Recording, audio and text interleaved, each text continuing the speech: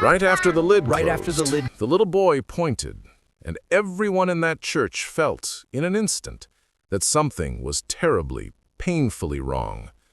Funerals follow a script: prayers, steady footsteps, polite tears. But on that gray morning at Willow Street Chapel, the script broke the moment a 2-year-old refused to look away. His name was Tommy. His mother, Maya, sat at the front, holding him like he was a compass that could only point toward trouble. Tommy kept pointing at the polished wood. He kept whispering the same words with an odd certainty. "Papa, come out." At first people smiled, embarrassed, assuming a child's confusion. Then, from inside the coffin, came a soft, slow knock. One knock can be dismissed as a trick of the ears. 2 knocks, steady, deliberate, changed the room from grief to sharp, confused fear. Eyes flicked from face to face. The pastor froze. Victor, Ethan's business partner and the man who'd handled much of the paperwork, went pale. 3 nights before, Ethan had walked out of the house under a tired street lamp. He'd been arguing quietly on the phone with Victor about missing invoices and a deal gone sideways.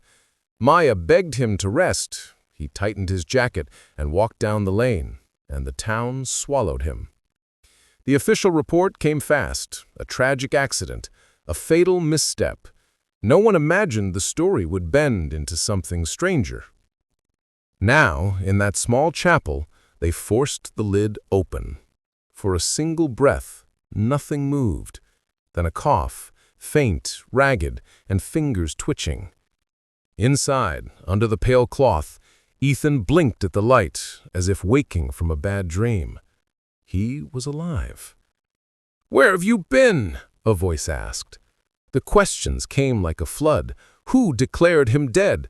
Who signed the papers? Why was he gone for days without a trace? Victor's composure unraveled. He shifted his weight as if trying to find a place to hide from the stares. Paramedics pushed through the crowd. Phones buzzed. Maya collapsed into Ethan's arms, laughing and crying all at once.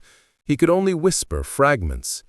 He remembered a bright, sterile light, a cold room with no window, voices that promised help but issued warnings instead, men who said this would be sorted, sign the papers, walk away, don't make trouble. Someone's voice, a nurse's tone, told him to stay quiet or they'd make sure he'd never be found. They sedated him, or he drifted from fear in sleep, and when he woke, he was locked in a metal storage locker, alone and shouting until his voice gave out. He banged the walls and listened to silence. Detective Noor arrived with a quiet, methodical calm. She looked past the spectacle and started gathering small, stubborn facts. A receipt folded into a pocket, dried mud on Ethan's shoe that matched the yard behind a local storage facility, a hole in the phone log the night Ethan disappeared. Where others saw chaos, she saw a pattern. Those small clues pulled at a bigger thread. Victor's story didn't hold. He had told Maya the worst, that there had been an accident and the family should accept it. But the papers Victor had filed, the hurried death certificate, the unexplained decisions about funeral arrangements, the edges were rough. Under pressure, Victor's voice began to crack. In a back room, under the cold hum of fluorescent lights, Victor broke. He said he was afraid of losing everything. Business debts had stacked up, and an exposure would have ruined him. He admitted to hiring men to scare Ethan, rough him up enough to force signatures, to force him to sell his share.